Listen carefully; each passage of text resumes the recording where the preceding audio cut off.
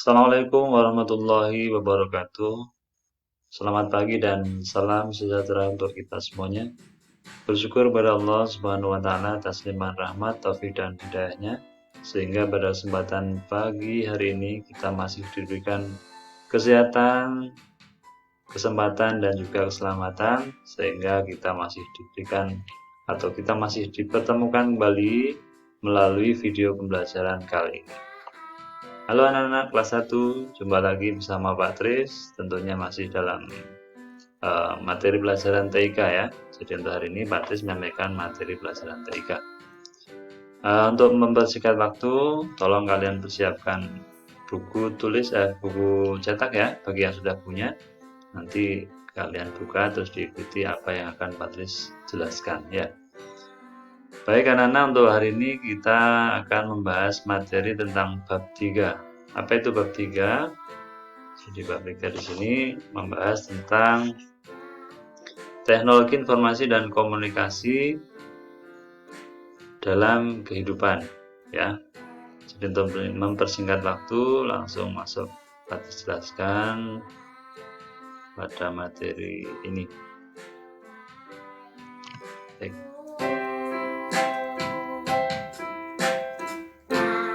Ya.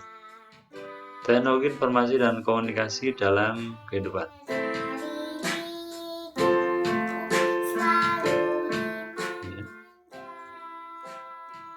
Jadi peralatan TIK atau teknologi informasi dan komunikasi dalam kehidupan sehari-hari.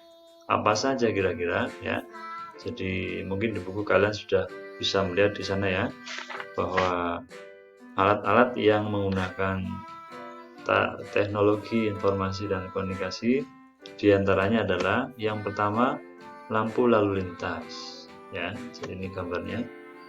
Mengapa lampu lalu lintas menggunakan peralatan teknologi informasi dan komunikasi?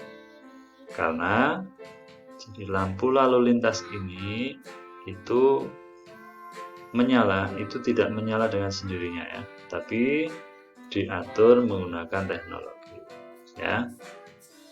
Jadi itu alasannya lampu lalu lintas termasuk peralatan TIK gitu ya.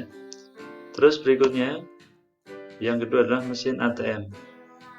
Mesin ATM ya. Jadi mesin ATM seperti apa gambarnya? Iya, seperti ini ya.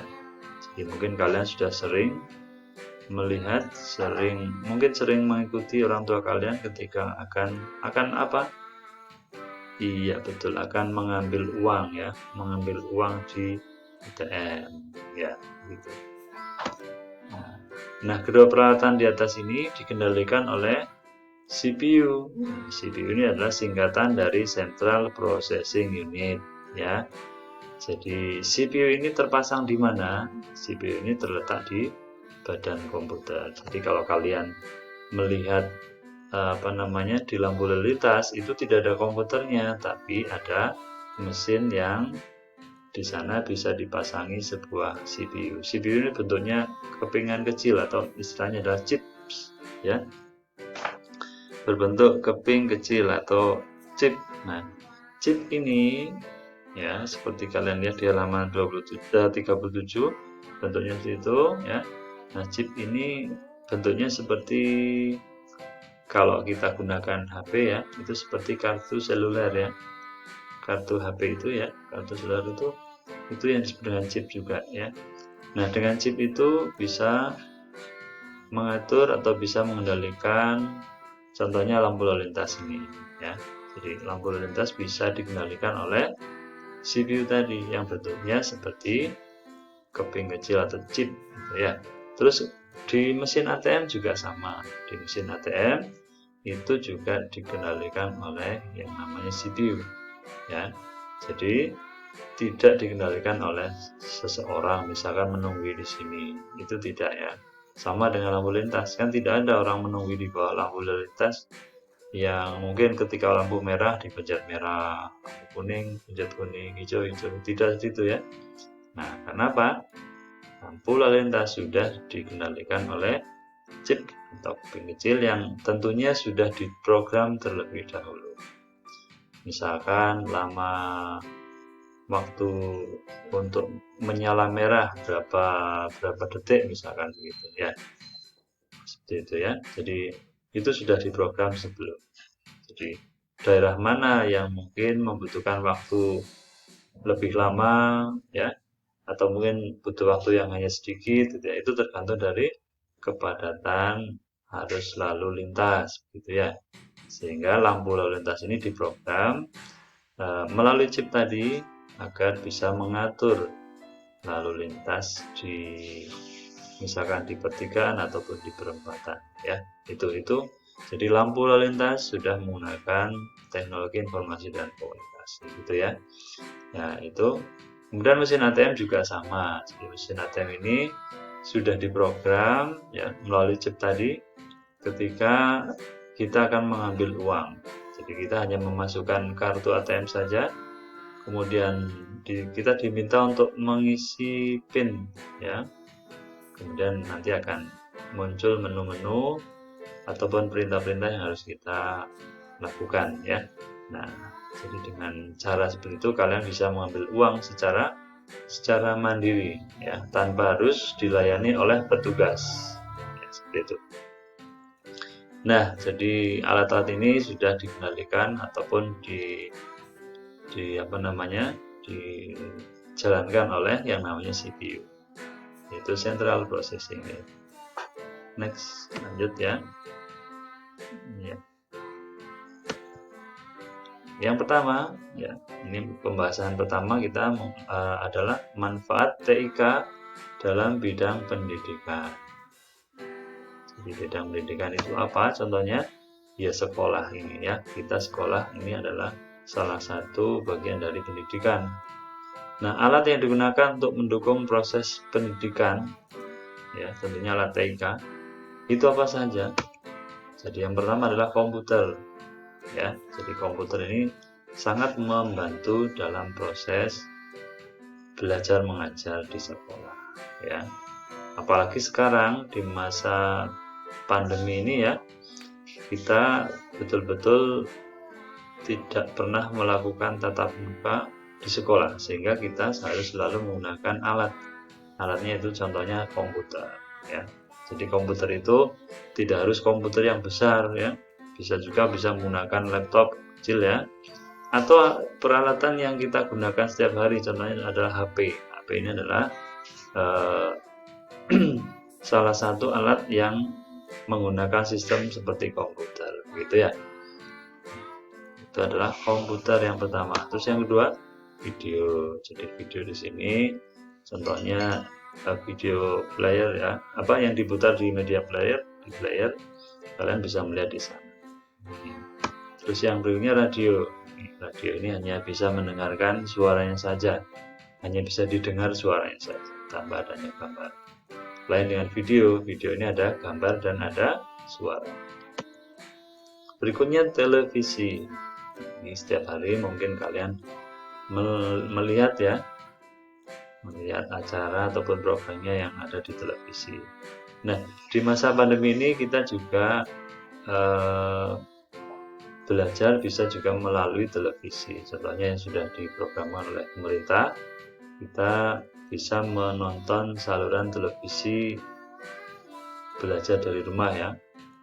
Jadi contohnya di TVRI yang awal-awalnya kita pernah melakukan itu ya. Nah, itu jadi televisi termasuk media pendukung proses pendidikan. Terus internet. Nah, ini sudah pasti ya. Jadi kita selama ini dalam masa pandemi ini kita selalu menggunakan internet untuk menyampaikan materi, contohnya yang Pak Tris lakukan sekarang ini ya, ketika mengirim tugas, ketika memberikan materi ya, itu selalu menggunakan internet ya, seperti itu ya. Jadi internet sangat mendukung proses pendidikan gitu ya. Jadi internet jangan hanya digunakan untuk bermain game saja, tapi kita gunakan untuk hal-hal yang bermanfaat ya. Boleh main game tapi tidak boleh keterlaluan ya, artinya ada waktunya tersendiri ya. Itu ya. Jadi internet kita gunakan untuk hal-hal yang positif, hal-hal yang baik, hal-hal yang bermanfaat, begitu ya. Baik, untuk berikutnya tadi proses apa yang mendukung proses pendidikan sudah ya. Terus yang kedua yaitu manfaat TIK dalam bidang keuangan. Dalam bidang keuangan itu apa saja? Kalian perhatikan. Alat yang mendukung dalam bidang keuangan di sini adalah mesin ATM. Nah, tadi di awal sudah Pak sampaikan, mesin ATM ini juga mendukung proses apa? Didukung oleh TIK, ya. Jadi karena mesin ATM ini dikendalikan oleh CPU tadi, Central Processing Unit. Sekarang apa itu ATM? Ya, ATM singkatan dari Automatic Teller Machine. Jadi, Automatic Teller Machine. Jadi ini bahasa Indonesianya itu apa? Mesin yang otomatis ya untuk melayani kita sebagai apa? Nasabahnya bank apa gitu ya. Bank mana gitu. Kita punya ATM, kita bisa mengambil uang melalui ATM tersebut. Nah, ATM ini sudah diprogram atau sudah disetting ya dengan menggunakan CPU tadi, sehingga ATM ini bisa melayani kita ketika kita akan mengambil sejumlah uang. Jadi untuk zaman sekarang ini kita sudah dipermudah ya, jadi kita tidak perlu mengambil uang itu antri di ATM di bank, maaf ya, jangan zaman dahulu itu kita kalau ambil uang harus ke bank. Nah, kita tidak, zaman sekarang tidak usah lagi ke bank, cukup menggunakan mesin ATM saja kita sudah bisa mengambil uang di sana ya. Jadi kita sangat dipermudah dengan adanya teknologi ya. Jadi TIK membantu kita dalam bidang keuangan seperti itu ya. Baik, untuk selanjutnya, jadi yang berikutnya akan kita sambung pada pertemuan berikutnya ya. Jadi masih ada tersisa satu, yaitu dalam bidang usaha ya. Jadi kita lanjutkan pada materi selanjutnya. Untuk pertemuan kali ini cukup ya, kita sambung pada pertemuan berikutnya. Tugas ini kalian cukup mempelajari buku TIK bab 3. Silakan dibaca ya, dipelajari betul sehingga ketika kalian nanti ulangan bisa menjawabnya dengan baik, tentunya dengan harapan nilainya yang baik, yang bagus begitu ya. Baik, sementara sampai di sini dulu ya anakku kelas 1. Terima kasih atas perhatian kalian semuanya. Jangan lupa di subscribe, like, and share. Bagi yang belum subscribe, silahkan di subscribe ya. Bagi yang sudah, Pak sampaikan terima kasih ya. Selanjutnya Pak akhiri sampai di sini. Terima kasih atas perhatiannya, semoga bermanfaat. Pak akhiri, assalamualaikum warahmatullahi wabarakatuh.